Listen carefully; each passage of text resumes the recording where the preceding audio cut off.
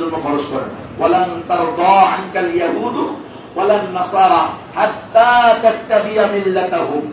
এ আমার বান্দা বান্দীরা, এ আমার নবী, আপনি শুনেন, উম্মতকে বলে রাখেন, এই ইহুদি খ্রিস্টানরা তাদের উদ্দেশ্য ছাড়া একটা ফোঁটা পয়সাও খরচ করতে পারে না। এখানে তাদের উদ্দেশ্য আছে। তারা এমনি এমনি এই শত শত কোটি টাকা খরচ করে এখানে হসপিটাল করেনি। পাগলেও নিজের লাভ ছাড়া কি করে না, কাজ করে না, পায় না। পাগলেও নিজেরটা বুঝে, পায় না, পায় না, তোমার পাক আছে না। তাহলে তারা এখানে হাজার কোটি টাকা খরচ করে আসছে, শত বছর ধরে ফ্রি চিকিৎসা দিয়ে যাচ্ছে। ওই যে ইত্যাদি নামে একটা অনুষ্ঠান আছে না, এটার মধ্যে দেখবেন বিভিন্ন সময়ে বিভিন্ন ডাক্তার ভাইয়া, ডাক্তার আপা এদের আবিষ্কার করে নিয়ে আসে। হ্যাঁ, দিনাজপুরের অজপাড়া গায়ে ডাক্তার ভাইয়া নামে প্রসিদ্ধ এই ব্যক্তি, উদাহরণস্বরূপ নিয়ে এসে তাকে হাইলাইট করে, সারা এলাকার মানুষ তাকে ডাক্তার ভাই হিসাবে চিনে। সে হলো মাটিও মানুষের বন্ধু। রাত নাই, দিন নাই, ঝড় নাই, বৃষ্টি নাই, বান নাই, তুফান নাই, যখনই তাকে চাইবেন সে প্রেজেন্ট। ভাই, মানবতার সেবায় নিজেকে উৎসর্গ করছে। বাড়ি কোথায়? ইতালিতে। বাড়ি কোথায়? আমেরিকা। উনি মানবতার সেবায় নিজেকে উৎসর্গ করছে। মহি ঐশী নারী মাদার তেরেসা খাদিজা রাদিয়াল্লাহু তাআলা আনহার গল্প বাদ দিয়া বাংলাদেশের শিক্ষা সিলেবাসে এটা ঢুকে পড়ছে। আপনারা জানেন কি এটা? মহি ঐশী নারী বলে মাদার তেরেসা। বিশ্ব পতিতা বলতে পারে। ওটা বানায় সে হলো কি? মহি ঐশী নারী বানায় আমাদের আম্মাজান খাদিজাতুল কুবরার জীবনী বাদ দিয়ে এটা ঢুকে দিয়েছে। খবর আছে আপনাদের? কত ভয়ঙ্কর! কি করছে সে? সে তার দেশ, তার পরিবার, তার জন্মস্থান, মাতৃভূমি ছেড়ে দিয়ে বাংলাদেশে এই অঞ্চলের মানুষের কল্যাণে সে চলে আসছে। যৌবন কাল থেকে নিয়ে মৃত্যু পর্যন্ত বিয়ে করেনি। তো বিয়ে করার দরকার কি? যারা ফ্রি সেক্সে বিশ্বাসী তাদের বিয়ে করার কোনো দরকার আছে কি রে? যারা লিপ্টু গিটারে বিশ্বাসী তাদের কি বিয়ে দরকার আছে? যারা মনে করে বাক স্বাধীনতা, ব্যক্তি স্বাধীনতা, যাদের আকীদা যা মন চায় তাই গ্রহণ করবো, যা মন চায় তা বলবো, যার সাথে ইচ্ছা তার সাথে, এটা বাক স্বাধীনতা, এটা ব্যক্তি স্বাধীনতা। তো যার ব্যক্তি স্বাধীনতা আছে, ব্যক্তি স্বাধীনতার নামে যার সাথে ইচ্ছা তার সাথে থাকতে পারে। ওটা এলাকার চেয়ারম্যানও হইতে পারে, মেম্বারও হইতে পারে, এমপিও হইতে পারে, মাস্তানও হইতে পারে, গাঁজাখোরও হইতে পারে, সবচেয়ে বড় সন্ত্রাসীও হইতে পারে, আবার এলাকার সবচেয়ে নিকৃষ্ট চোর ডাকাইতেও হইতে পারে। যার সাথে প্রয়োজন তার সাথেই শারীরিক ভাবে সুযোগ দিবে, তবুও তারা তাদের মিশন বাস্তবায়ন করে যাবে। এই জন্য তারা তাদের অধিকাংশ এনজিও প্রধান নারী রাখে। আপনারা দেখবেন নারীদেরকে ব্যবহার করেন, এটা আমি বলতেছি না, সারা দেশে আপনারা খবর নেবেন। যেখানে ওরা পারে না, মনে করে এখানে আমরা পারবো না, তো সেখানে নারী নিয়ে দেয়, লম্পট সুন্দরী রূপসী নারীদেরকে ব্যবহার করে। এটা যুগ যুগ ইতিহাস, যুগে আপনি যুগের পর যুগ ইতিহাস পড়েন। সালাউদ্দিন আইয়ুবের সময় ওনার বাহিনীকে কি করার জন্য, পরাস্ত করার জন্য নারী ব্যবহার করে নাই, করছে, এখনো করে। না পারলে অন্তত নারীর কলঙ্ক লাগায়। একই অবস্থা আমাদের দেশে, গোয়েন্দা সংস্থা আমাদের স্নেহের ছোট ভাই রফিকুল ইসলাম মাদান, এটা যারা কি করছে, প্যান্ট শার্ট পরাইয়া নারীর গলে তুলে দিচ্ছে, সিগারেট একটা ধরাইয়া নারী তার হাতে দিতেছে, এটা নেন একটু টান দেয়। ওকে ভাই আমারে বলছে, আমার কয়েকদিন আগে এসে মাপ নিয়ে গেছে, এরপরে দেখি যে কয়েকদিন পরে আমার জন্য প্যান্ট আর শার্ট ছিলাই নিয়েছে, এবার এগুলো করো করছি, আমার চোখ বাঁধছে, চোখ বাঁধে নিয়ে গেছে, মিয়া চোখ খুলে দিছে, দেখি যে আমি মহিলার কোলে আর হাতিছি রাতের বেলা। কেন? কারণ নবী মাদানির চরিত্রে যদি কোন রকম কলঙ্ক ঢুকাইয়া দেওয়া যায়, আপনাদের ভিতরে যদি ঢুকাইয়া দেওয়া যায় যে সে নাউযুবিল্লাহি মিন যালিক পর নারীর সাথে অবৈধ সম্পর্ক করে, আপনারা কোনদিন তার কথা শুনবেন? বাস এটাই তাদের মিশন। সব জায়গায় তারা এই কাজ করে। এই যে এনজিওরা, যতগুলো এনজিও যেগুলো ঋণ দেয়, অন্ন বস্ত্র বাসস্থান দেয়, আপনারা খবর নেবেন। প্রত্যেকটা এনজিও থেকে আপনি যদি সুবিধা গ্রহণ করতে হয়, তাহলে সেখানে আপনার স্ত্রীকে বা আপনার মেয়েকে বা আপনার বোনকে বা আপনার মাকে, কোনো না কোনো মেয়েকে বন্ধক রাখতে হবে, প্রেজেন্ট করতে হবে আপনার যে কোনো একজন মহিলাকে। এটা জানেননি আপনারা? এনজিওদের শর্ত, তাদের থেকে তারা কিন্তু শুধু পুরুষদেরকে ঋণ দেয় না, শুধু পুরুষদেরকে সহযোগিতা করে না। এত মানবতার কল্যাণে আসছে, হ্যাঁ, ফ্রি সেবা করার জন্য আসছে। তো ফ্রি সেবা আমার পছন্দ হয় না, আমার বউরে পছন্দ হয় না। তুমি তো ফ্রি সেবা করতে আসছো না, তো আমাকে দিলে কি আমার বউ পাবে না, আমার সন্তান পাবে না? তো আমাকে দাও না কেন? কখনো দিবে না। এখন এটার উত্তর ওদেরকে যদি জিজ্ঞেস করেন, তো এরা এটার উত্তর দেয়, কারণ আপনি তো পুরুষ মানুষ। আপনি মাঠে ঘাটে বাজারে, জেলা শহরে, বিভাগীয় শহরে, রাষ্ট্রের বাহিরে প্রবাসী হয়ে চলে যান, আপনাকে তো আমরা পাবো না। কিন্তু আপনার স্ত্রী, আপনার মা, আপনার বোন, আপনার মেয়ে, সে তো বাড়িতে থাকে। যখন তখন যাবো, তাকে আমরা পেয়ে যাবো, কিস্তিতে নিয়ে চলে আসবো। যুক্তি তো সুন্দর। কালিমাতু হাক্কিন উরিদা বিহাল বাতিল, কথা সত্য, মতলব খারাপ। কথা সত্য, শুনতেও ভালো লাগছে, যুক্তিযুক্ত, কিন্তু উদ্দেশ্য হলো ভয়ঙ্কর। আল্লাহ রাসূল বলছেন, আল হায়াউ শুবাতুম মিনাল ঈমান, লজ্জা হলো ঈমানের একটা অঙ্গ। ইযা লাম তাস্তাহি ফাসনা মা শিতা, যদি তোমার লজ্জা না থাকে তাহলে তুমি যাহা ইচ্ছা তাহাই করিতে পারো। এখন তারা টার্গেট করছে, রিচার্জ করছে যে এই দেশের মানুষকে 190 বছর গোলামি শৃঙ্খলা আবদ্ধ রাখলাম। ব্রিটিশ ব্যবসার নামে এসে দেশ দখল করে 190 বছর আমরা পরিপূর্ণ ক্ষমতা সহকারে রাষ্ট্র পরিচালনা করছি। কিন্তু এক মোল্লা কোর্ট থেকে উঠে ফতোয়া দিছে, জিহাদ ফরজ আইন হয়ে গেছে, দেশ দারুল হরব হয়ে গেছে। দেশ কি হয়ে গেছে? দারুল হরব আর দারুল ইসলাম। দেশ হইল দুই ভাগে বিভক্ত, দারু আর দারু দারাই। পৃথিবীর যত দেশ আছে, ভূখণ্ড আছে, এই ভূখণ্ডগুলো কয় ভাগে বিভক্ত? দুই ভাগে। হয়তো দারুল হরব, নয়তো দারুল ইসলাম, হয়তো দারুল কুফুর, নয়তো দারুল ঈমান। কোনটাকে বলে? দারুল কুফুর কাকে বলে? দারুল ঈমান কাকে বলে? দারুল কুফুর বলা হয় সেই দেশের শাসন ব্যবস্থা, যেই দেশ পরিচালিত হয় কুফুরি সংবিধান দিয়ে, সেটা হলো দারুল হরব বা দারুল কুফুর। যদিও তার সংখ্যা অধিকাংশ মুসলমান হবে, সংখ্যাগরিষ্ঠ মুসলমান হওয়ার পরেও রাষ্ট্রের সংবিধান যদি কুফুরি হয়, রাষ্ট্রের কোর্ট কাছারি আদালত যদি কুফুরি আইন দিয়ে চলে, তাহলে ওটা কি রাষ্ট্র? দারুল কুফুর বা দারুল হরব। আর যেই দেশে রাষ্ট্র পরিচালিত হয়, রাষ্ট্রের সংবিধান হয় কি? কোরআন, আল্লাহর দেওয়া, রাসূলের আনীত শরিয়া।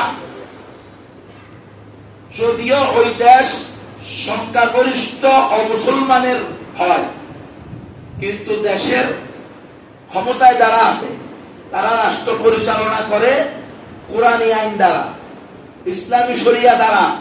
তাহলে ওই দেশ হলো দারুল ঈমান বা দারুল ইসলাম। বুঝতেছেন? কারণ আপনারা আপনাদের দেশের মিলান, আমরা আমাদের দেশকে মিলাই। কোন আইন দিয়া চলে? কোন আইন দিয়ে চলে? আল্লাহর আইন দিয়ে চলে? কোরআন দিয়ে চলে? কোরআন দিয়ে চলতো যদি, তাহলে রসুলের আশেককে আর্মি পুলিশ মিলে পিটাইতে পারতো না। বরং আর্মি পুলিশ সবাই মিলে রসুলের আশেককে সেলুট দিত। হ্যাঁ, আমাদের যে দায়িত্ব ছিল, কর্তব্য ছিল, তোমরা সেটার জন্য আসো, তোমরা আর আমরা একমত, আসো ওই মালাউনকে ধরি যে রসুলকে গালি দিছে, তাকে আদালতে নিয়ে আদালতের বিচারককে বাধ্য করা হবে। এর একমাত্র শাস্তি মৃত্যুদণ্ড। ইসলামের বিধান এটা। কিন্তু না, পুরা দেশের সব বাহিনী একত্রিত হইয়া পিটাইতে রাজি। কাদেরকে? ইসলাম যারা চায় তাদেরকে, যারা ইসলামী আইন চায়। কি এই যে যুবকেরা গেছে, এই যে আপামর তৌহিদি জনতা, কোহিনুর কি জানি, কোহিনুর কেমিক্যালের সামনে যে জড়ো হয়েছে গতকালকে, কি জন্য হয়েছে? এরা নিজেরা ক্ষমতা চাওয়ার জন্য গেছে। এরা তো বলছে এর যে শাস্তি, এই শাস্তি কি হোক, বাস্তবায়িত হোক, শাস্তি দেওয়া হোক, মৃত্যুদণ্ড বাস্তবায়ন করেন। আজ পর্যন্ত একজন খাতেমে রাসূলের শাস্তি হয় নাই, বরং অনেক আশেকে রাসূলকে অন্যায় ভাবে গুলি করে ফাঁকির মতো হত্যা করা হয়েছে। আমরা দেখছি 13 সালে হেফাজতে যারা আসে, হেফাজতে কি জন্য আসে? এরা রাসূলের ইজ্জত রক্ষার্থে আসে। রাসূলকে যারা গালি দিবে তাদের বিরুদ্ধে সর্বোচ্চ শাস্তি, মৃত্যুদণ্ড করতে হবে। আরো বিভিন্ন দফা নিয়ে তারা আসছে, ইসলামী প্রত্যেকটা বিষয়, ইসলামী বিষয় মুসলমানদের এই দাবি করছে, বাস গুলি করে হত্যা করছে। নাসিরনগরে গুলি করে হত্যা করছে, বোলাতে গুলি করে হত্যা করছে, সব জায়গায়, রংপুরে গুলি করে হত্যা করছে। তাদেরকে আশিকে রাসূলকে, যারা আল্লাহর আইন চাইছে, কোরআনের আইন চাইছে, রাসূল সাল্লাল্লাহু আলাইহি ওয়াসাল্লাম যে সিদ্ধান্ত দিয়ে গেছেন সেই সিদ্ধান্ত বাস্তবায়ন করার জন্য জোর দাবি জানাইছে। আজকেও একই অবস্থা, পিটাইলো কাদেরকে? যারা আশিকে রাসূল তাদেরকে। তাহলে পার্থক্য কি হলো আওয়ামী লীগের মধ্যে আর গায়রে আওয়ামী লীগের মধ্যে? স্বৈরাচার খালি তারাই ছিল। কারণ কি? কারণ হলো সিস্টেম পরিবর্তন হয়নি, ব্যক্তি পরিবর্তন হয়েছে। ব্যক্তি পরিবর্তন দিয়ে আপনি পরিপূর্ণ স্বাধীনতা অর্জন করতে পারবেন না। এই সিস্টেমও পরিবর্তন করতে হবে। যদি এরা আশিকে রাসূলের পক্ষে না হয়ে এরা যদি খাতেমে রাসূলের পক্ষে হয়, তাহলে এরাও তো কাফের মুশরিক, এরাও তো বেঈমান, এদেরও তো ঈমান নাই। স্পষ্ট করো তোমরা কাদের পক্ষের লোক। আমরা যেটা তোমরা এটা করতে পারতা, ঠিক আছে, আমরা তাকে গ্রেফতার করছি, আদালতে পাঠিয়ে দিছি, আমরা তাকে কি করব? আপনারা যেটা চাইতেছেন আমরাও এটা বলবো। সে এটা গালি দিচ্ছে, তার কি হোক, সর্বোচ্চ শাস্তি হোক। সংবিধান সংস্কার হবে। সংবিধান সংস্কার হবে কি? আমরা কি খুশি বলে দিছে, সব দলের লোকেরা এসে কি করবে? সব আদর্শের, সব মতবাদের লোকেরা আসবে, এসে সংবিধান সংস্করণের পক্ষে পরামর্শ দিবে। ডক্টর ইউনূস বলে দিচ্ছে আপনারা আমাকে সহযোগিতা করুন। কত ভালো মানুষ বসা, আপনারা আমাকে সহযোগিতা করেন, আমি কি করব? হ্যাঁ, আপনারা যেভাবে চান সেভাবে রাষ্ট্র পরিচালনা করবো। আপনারা কারা? হিন্দু, বৌদ্ধ, খ্রিস্টান, নাস্তিক, খাতেমুর রাসূল, ট্রান্সজেন্ডারবাদী, লিট্টুগিদারবাদী, নারীবাদী, শাহবাগী, হেফাজতি, জামাতি, সর্বদায়ী, বিএনপি, আওয়ামী লীগ, জামাত ইসলাম সব। আমার বুঝের বিষয়টা সবাই এসে আমাকে সবাই পরামর্শ দেন। তার মানে কি? আমি এমন একটা সংবিধান বানাবো যে সংবিধানে হিন্দু, বৌদ্ধ, খ্রিস্টান, নাস্তিক, মুরতাদ, মডারেট, নারীবাদী, শাহবাগী, বহুত্ববাদী সবাই খুশি থাকবে। তো এটা কি মানে এই সংবিধান যদি হয়, এই সংবিধান কি ইসলামী সংবিধান হবে? এটা দ্বারা ইসলাম প্রতিষ্ঠা হবে? এটা দ্বারা আল্লাহর জমিনে আল্লাহ আইন প্রতিষ্ঠা হবে? কখনো হবে না, সম্ভব না। ওই আবার ঘুরে ফিরে যেই গোপাল সেই মাতা, ঘুরে ফিরে বাস পাতা। ওই শেষ পর্যন্ত কোন জায়গায় গিয়ে পড়বেন? সিস্টেম তো ওইটা গণতান্ত্রিক সিস্টেম। অথচ ডক্টর ইউনূস নিজেই ক্ষমতায় আসছে গণতান্ত্রিক সিস্টেমে আসে না। গণতান্ত্রিক সিস্টেমে আসে, এখন আবার গণতান্ত্রিক সিস্টেমে করতে হবে কেন? বিপ্লবী সরকার আইন করো এই দেশের লোক। আচ্ছা, এরা যে গণতন্ত্র বলে, মানে আমার দুঃখ, আমি আমাকে মাঝে মধ্যে আমি আমার নিজেকে নিজে খুঁজে পাই না। এটা কি বলে? এত বোকা দেয় আমাদেরকে, এরপরেও আমরা বোকার সাথে থাকতে রাজি, এরপরেও আমরা গোলামি করতে রাজি। এরা যে বলে অধিকাংশ মানুষ যেদিকে সেদিকে, এই দেশের অধিকাংশ মানুষ মুসলমান না কাফের? তাহলে অধিকাংশ মানুষ কি আল্লাহ রসুলকে গালি দেওয়া হোক এটা চায়? আপনারা বলেন, এই দেশের অধিকাংশ মানুষ রাসূল সাল্লাল্লাহু আলাইহি ওয়াসাল্লামকে গালি দেওয়ার পক্ষে? তো তাহলে এরা এরা এই গণতন্ত্র অনুযায়ী এটার পক্ষে আইন করে না কেন? অধিকাংশের পক্ষে। যে এই দেশের রাসূল সাল্লাল্লাহু আলাইহি ওয়াসাল্লামকে গালি দেওয়া যাবে না, গালি দিলে অধিকাংশ মানুষ যা চায় সেটা আইন হবে, জনগণই ক্ষমতার মালিক। নাউযুবিল্লাহ। আমি এটা বিশ্বাস করি না, আমি বিশ্বাস করি না এটা। এটা আমি বলতেছি হলো ওয়ালাউ ফারজা, কিছুক্ষণের জন্য যদি মেনে নিই এদের গণতন্ত্রের কথা, এরা মিথ্যুক, ধোঁকাবাজ, প্রতারক, জালিয়াত। এরা হলো বহুত্ববাদী এজেন্ডা বাস্তবায়নকারী দালাল। কোশ্চিনকালেও এরা গণতন্ত্রে বিশ্বাসী না। মিছা কথা। গত 16 বছর Europe, America, Russia, France, China যারা নিজেদেরকে বিশ্বের সুপার পাওয়ার দাবি করে, নাকি ন্যাটো বাহিনীর মূল ভেটু ক্ষমতা কয় বাহিনী, কয় দেশের কাছে? 5 দেশ। কি কি? আমেরিকা, ব্রিটেন, ফ্রান্স, রাশিয়া, চীন। এই 5 দেশ, 5 দেশের যে কেউ যে কোনো সিদ্ধান্তের ব্যাপারে জাতিসংঘের ভেটু দিলে সেটা আর পাস হবে। দেখেন না আপনারা, ফিলিস্তিনে যুদ্ধ বন্ধ করো, এটার পক্ষে সারা পৃথিবী একমত হয়েছে। আমেরিকা কয়, হাত তুলে দিচ্ছে, দেখছেন? না, এটা হবে না, এই যুদ্ধ বন্ধের পক্ষে। আমি ইসরায়েলের বিরুদ্ধে কোন আইন পাস করা যাবে, এটা তাদের একটা নাটক সাজাইছে। আর আমরা খুশি হয়ে গেছি, জাতিসংঘ মানবতার কল্যাণে কাজ করবে। এটা জাতিসংঘ না, এটা হলো কুফফার সংঘ, এটা হলো বিশ্ব শিরিক সংঘ। এরা গণতন্ত্রের কথাতে এরা বলে, এদের লজ্জা থাকা উচিত। এদের লজ্জা নাই, এরা নির্লজ্জ। আর নির্লজ্জ তো বলতে আল্লাহ যে নিজের সত্তাকে মানে না, তা সে নির্লজ্জ হবো না তো কি? সে নিজের মালিকেরই কি করে না, মানে না। তার আবার লজ্জা আছে নাকি যে নিজের বাপ মারে অস্বীকার করে? তো এরাতে গত 16টা বছর বাংলাদেশের ফ্যাসিস্ট সরকারকে সমর্থন করে গেল, ক্ষমতাশীলকে। এই 16 বছর কি নির্বাচনের মাধ্যমে ক্ষমতা এসেছিল? এরা গণতন্ত্রের মাধ্যমে আসছিল? আপনারা বলেন, গণতন্ত্র হয়েছে? প্রত্যেকটা নির্বাচনের সময় দেখা গেছে মাঠে কুত্তা আর আনসার বিডিবি ছাড়া আর কেউ নেই। দেখেন না আপনারা, দেখা যাচ্ছে না? কিছু কুকুর আছে আর কিছু আনসার বিডিবি দায়িত্ব পালন করতেছে, আর কেউ নেই। এরা বলছো, এই ইউরোপ আমেরিকা বলছো যে না, এই নির্বাচন অগ্রহণযোগ্য। পরে আবার 1 সপ্তাহ পরে এসে বলে নির্বাচন নিয়ে কথা আছে, তবে আমরা সরকারের সাথে সকল প্রকার সহযোগিতা ঠিক রাখবো। নির্লজ্জ। তো তারা নিজেরাই তো কি করে না, গণতন্ত্র মানে না, মৃত্যু, ধোঁকাবাজ, ধোঁকা দেওয়ার জন্য এগুলো বের করছে।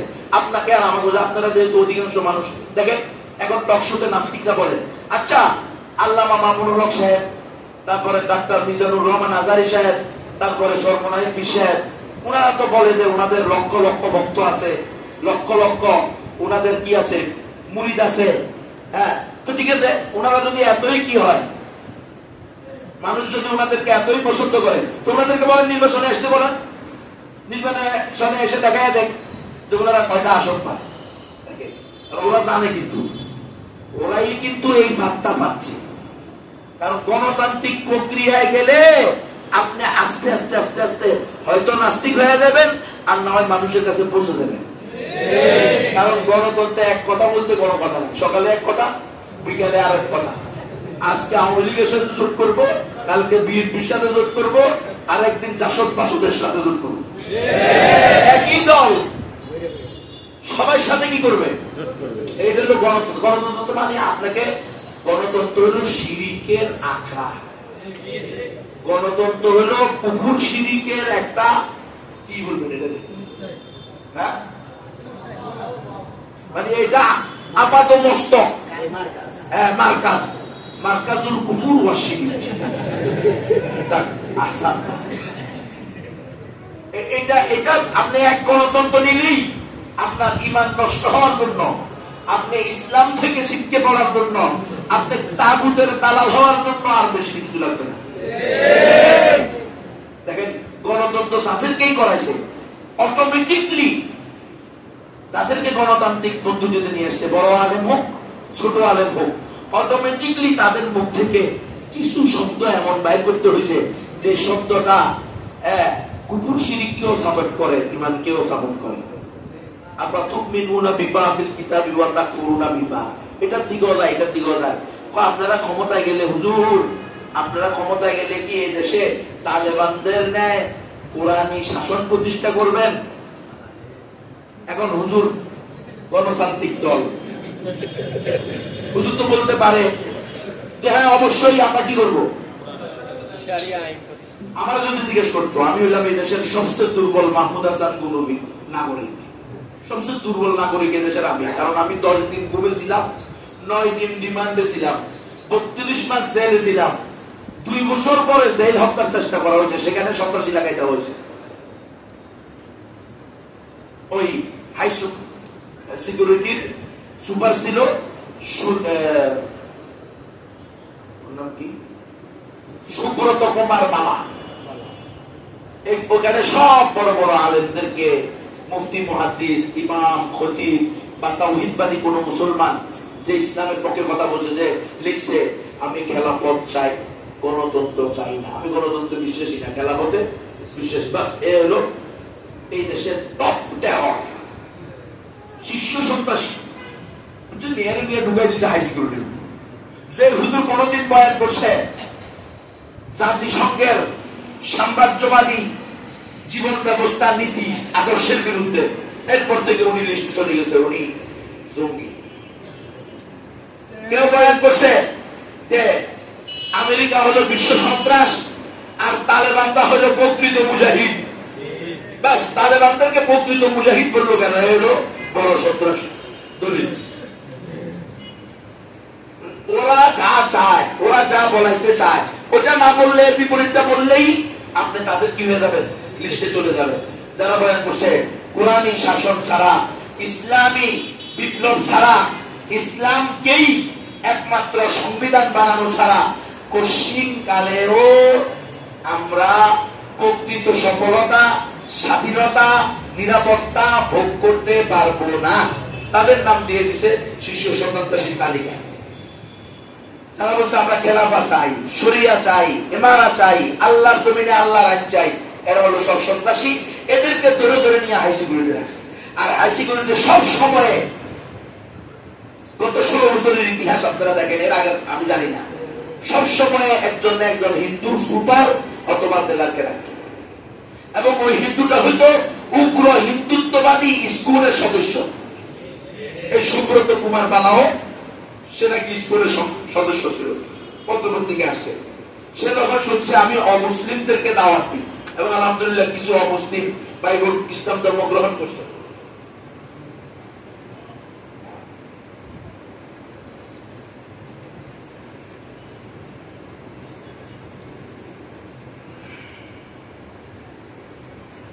তখন সে আমাকে ওখানে 2 বছর পরে জেল হত্যার লোক লাগাই দিয়েছে।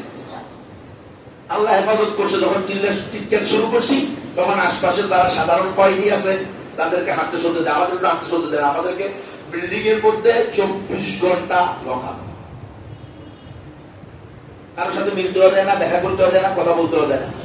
এমনকি কারারক্ষী, ডেপুটি, সুবেদার, এরাও যদি আমাদের কোন আলেমের সাথে কোন এরকম দাড়িওয়ালা, টুপিওয়ালা, ইমানদার, মুসলমান, তাওহীদবাদী, সাধারণ শিক্ষক, মাস্টার, ডাক্তার, এরাও যদি মানে এক কথায় যে দর্শন করে মামলা খায় নাই, অথবা খুন করে মামলা খায় নাই, অথবা চুরি করে জেলে দেয় নাই, অথবা ডাকাতি করে জেলে দেয় নাই, এমন যে কোনো লোকের সাথে, মানে যারা ইসলামের নামে কি গেছে, জেলে গেছে, এরা এদের সাথে কথা বলা নিষেধ, দেখা করা নিষেধ, সহযোগিতা করা নিষেধ, এদের খবর বাড়িতে দেওয়া নিষেধ, বাড়ি থেকে আনা নিষেধ।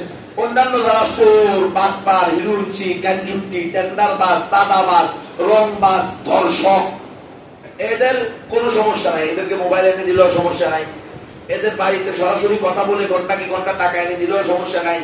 এরা যখন কোর্ট থেকে জেল থেকে একজন রিক্সাওয়ালা, কৃষক, চা দোকানদার, মুদি দোকানদার, চাল দিন মজুর, মাটি কাটে এমন ব্যক্তিও কি করে এটা যেন বুঝে যে শাস্তি রাসূলের শাস্তি এটাই। দেখেন না, আর্মি পুলিশরা একটু বুঝে না, এই কথা কেন বুঝলো দিন মজুর সাধারণ মানুষ বুঝবে? আর্মি পুলিশরা পর্যন্ত আশিটা রসুলদেরকে পিটাইতেছে, জিজ্ঞেস করে দাবি করবে দেখলে কি সুন্দর ওয়াজ করছে, আমিও তো মুসলমান, আমিও তো রসুলের উম্মত, তুই রসুলের উম্মত হলে তুই রসুলের আশিককে মারতে পারস? মিথ্যুক দাবি অনুযায়ী আস্থা মিথ্যুক। এই কথাগুলো মানুষকে বুঝাইতে হবে। ঘরে ঘরে আপনাদের আত্মীয় স্বজন যারা আর্মি পুলিশ র্যাব আছে এদেরকে বলবেন খবরদার আলেম ওলামার গায়ে হাত দিবেন না, তাওহীদবাদী মুসলমানের গায়ে হাত দিবেন না, আশিকা রাসূলদেরকে পিটাবেন না, কারণ কিয়ামতের মাঠে আল্লাহ আল্লাহ রাসূলের সামনে জবাব দেওয়ার কোনো সুযোগ থাকবে না। আর যদি নিজেকে এত বড় মনে করেন তো করেন, ক্ষমতা বেশি দিন থাকে না, শেখ হাসিনার ক্ষমতাই টিকে নাই। আর আপনারা তো ডক্টর ইউনূসের বাহিনী, ডক্টর ইউনূস কোন নির্বাচিত সরকার না, এত লাফালাফি ভালো না। কথা পরিষ্কার, আমি একটু সাদা সিধা মুসলমান করছেন, আমি প্যাঁচগোজ বুঝি না, প্যাঁচগোজ একটু কম বুঝি। আমি নম্বর কৃষকের ছেলে তো কৃষকের মতো বুঝি। এক কৃষক হাল চাষ করতেছে, তো শয়তান গেছে একাছে রে কৃষক, কৃষকের বাচ্চা কিছু আল্লাহ কয়জন, আল্লাহ একজন, দলিল কি শয়তানের বাচ্চা শয়তান, বিনা দলিলে আল্লাহ এক, মানলে মান, না মানলে নাঙ্গল ঢুকাই দিলাম। বুঝলেন নাই? আমি বললাম সাদা সিধা মুসলমান, শরীয়তের বিধান এটা। মুখে বলবেন আমরা মুসলমান, আমরা রসুলের উম্মত। এই বেটা, মুসলমান হলে রসুলের উম্মত হলে তুমিও তো আমাদের কাতারে দাঁড়িয়ে বলতা এই গুস্তাখে রসুলকে অবশ্যই ফাঁসিতে ঝুলাইতে হবে। সেটা না বললে তুমি আমাদেরকে পিটাও, তুমি কিসের মুসলমান? আল্লাহ বুঝার তৌফিক দান। যেহেতু দেশে গণতান্ত্রিক সরকার ব্যবস্থা চালু আছে এখন নাকি, এখান থেকে কোন পন্থায় ইসলামিক শাসন চলবে রাস্তা একটাই, যেটা রসুল করছে সাহাবায়ে কেরাম করছে, বুঝে ভাই করেন সব আমি বলে দিতাম, আপনার দায়িত্ব সব আমি বলে দিই, মাইরো আমি খাইছি, আমি আপনাদের কামটা কি আল্লাহ বলি। ওই মেওয়াতিরা ইলিয়াস সাহেব রহমতুল্লাহ আলাইহি প্রথম যখন তবলিগের কাজ শুরু করছেন তো মেওয়াতিদের ওখানে জামাত দিয়ে দিত, গেলে আসর বাদ বয়ান কোন করেগা ভাই, हजरत जी आप मौलाना है, आप ही करेंगे, हम अनपढ़ है, हमें कहाँ से बयान आएगा, तो तालीम कौन करेगा, हम तो अनपढ़ है, आप ही तालीम करें, तो खाना कौन पकाएगा? भाई हम खेत में काम करते हैं, घर में बीवी पकाते हैं, हमें कहाँ से पकाना आएगा, आप ही पकाएगा। तो भी आपने करें, बयान भी आपने करें, पकानो आपने, घासनो है आपने सामने। আমরা আসি হলো আল্লাহ বলি দেখি, আমাদের পড়ালেখা তো নেই, পড়ালেখা করে শিখে নেন যে গণতান্ত্রিক প্রক্রিয়া ছাড়া কোন প্রক্রিয়া ইসলাম প্রতিষ্ঠা হবে। মোহতারাম, আপনার বক্তব্য অনুযায়ী যেসব ইসলামী দল রাজনীতি করে তারা কি গণতন্ত্র বিশ্বাস করার কাফির বা মুশরিক কিনা? ওরা গণতন্ত্র যদি বিশ্বাস করে, ওরা যদি বলে যে আমরা গণতন্ত্রে বিশ্বাস করি, গণতন্ত্র প্রতিষ্ঠা করার জন্য, গণতন্ত্র রক্ষা করার জন্য আমরা এই গণতান্ত্রিক দল করি, তাহলে কাফের হবে। ইসলামী কোন ইসলামী দলকে যারা গণতন্ত্র করে তাদেরকে আমরা কাফের বলি না, মনে রাখবেন। কেউ কাফের এদেরকে বলবেন না, এটা হলো বাড়াবাড়ি অতিরিক্ত। এখন বলবেন যে ওরা যে বলে ওরা ইসলাম, ওদের দাবি হলো ওরা এই গণতান্ত্রিক পদ্ধতিতে ইসলাম প্রতিষ্ঠা করবে, ক্ষমতা দেবে। আমরা বলি যে দুটোটাই ভুল। আপনারা গণতান্ত্রিক পদ্ধতিতে ক্ষমতায় কোনোদিন যেতে পারবেন না, আর কোন কারণে মোহাম্মদ মুর্শিদ মতো গেলেও ইসলাম প্রতিষ্ঠা করতে পারবেন না, কারণ এটা ধোঁকা। আপনাদের ওই পর্যন্ত নেওয়া পরে ফাঁসি দিয়ে দিব, কারণ এর আগে আপনার নামে অনেক হত্যা মামলা আছে, এগুলো তারা উঠে এনে দেবো। কেউ জামাত ইসলাম আওয়ামী লীগ মারামারি করছে না, লোক মারা গেছে না, ওগুলো সব আছে। এরপরে প্রত্যেক এমপি মন্ত্রীর পিছনে ওদের নারী লাগানো আছে, যখনই সে কোনো বিপদে পড়ে যাবে বা উঠতে যাবে তো দেখাই দিবে তার হয়তো নারীর সাথে কাজ করছে। দেখেন এখন ইউরোপ আমেরিকা হয়, এগুলো তাদের সিস্টেম। সবচেয়ে বড় কথা হলো গণতান্ত্রিক পদ্ধতিতে হবে না, আমরা এটা বিশ্বাস করি হবে না। তাহলে ওনারা গণতন্ত্র করে কেন? দুই কারণে করে। এক নম্বর হলো ওনারা দলিলের তাবিল করে, আর দুই নম্বর হলো আমরা মনে করি ওনারা দলিল বুঝে নাই, হয়তো দলিল বুঝে নাই অথবা দলিলের তাবিল করে, কিন্তু আমাদের নিকটে তাদের এই পদ্ধতি সঠিক না। এখন তারা আমাদের ভাই, আমরা তাদের জন্য দোয়া করি, মহব্বত করি। একটু আগে আপনারা বললাম জামাতের বিএনপির অনেক লোকের সাথে দেখা হয়েছে, একসাথে ছিলাম। হ্যাঁ, আমরা নসিহা দিতে থাকি যে আল্লাহ ওনাদেরকে ফিরিয়ে দেখ। হ্যাঁ, যে সকল কাছে আমরা এবং ওনারা একমত সেখানে আমরা তাদের সহযোগী হিসেবে থাকি। কথা বলছেন আপনারা? মাসালা পরিষ্কার। গণতান্ত্রিক পদ্ধতিতে ইসলাম প্রতিষ্ঠা সম্ভব? হ্যাঁ, যারা ইসলামী গণতন্ত্র করেন, ইসলামী দল কিন্তু গণতন্ত্র করেন আলেম ওলামা বা ইসলামী দল, তাদেরকে আমরা সরাসরি কি বলি না, কাফের বলি না। হ্যাঁ, কেউ যদি স্পষ্ট বলে দেয় যে আমরা গণতন্ত্রে বিশ্বাস করি, গণতন্ত্র প্রতিষ্ঠা করার জন্য, গণতন্ত্রকে রক্ষা করার জন্য কি করি, এই গণতন্ত্র করি, তাহলে তার কথা ভিন্ন জিনিস। জেনারেল ভাইদের দ্বীনের পথে অটল ভাবে চলার জন্য সিলেবাস কিভাবে চলা উচিত? জেনারেল ভাইদের দ্বীনের পথে চলার জন্য সবচেয়ে নিরাপদ এবং গ্রহণযোগ্য স্থায়ী টেকসই পদ্ধতি হলো অবশ্যই কোনো না কোনো হকপন্থী আলেমের সাথে সম্পর্ক রেখে চলা। অবশ্যই অবশ্যই, নাহলে কদিন পরে খারিজ হয়ে দেবেন, নিজেও বুঝবেন না নিজে কেমন খারিজ হয়ে, খালি কাফের দেখবেন, নিজের বাপ মাও কাফের, এ হুজুরও কাফের, এ হুজুরও কাফের, এ হুজুরও কাফের, এ হুজুরও কাফের। তো আমি একা কি, একা কোন মূলে? আমি সবাই কাফের হলে আমি তো মূলে, কথা বুঝেন? হ্যাঁ, এই জন্য সাবধান হতে হবে। হকপন্থী ওলামায়ে কেরামের তত্ত্বাবধানেই আমাদেরকে কি করতে হবে, থাকতে হবে।